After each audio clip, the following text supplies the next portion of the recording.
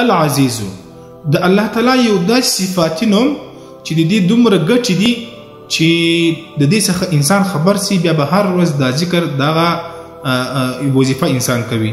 اول د دې فضیلت دا دی چې کم څوک 40 ورځې العزیز په ورځ کې 40 واره ووایي، 40 ورځې 40 واره العزیز ووایي، نو الله تعالی به دې کس ته عزت ورکي، قدر به ورکي، د خلکو په زړونو کې به دې سړي دپاره عزت پیدا سي او قدر به پیدا سي. الله تعالی به دا سړي مستغني کړي. او هغه څوک چې د سهار لمانځه بعد یو 40 واره 41 واره العزیز یا عزیز ووایي، الله تعالی به هیڅ کله په زندگی کې چاته محتاج نه کی او هیڅ کله به الله تعالی ذلیل نه کی.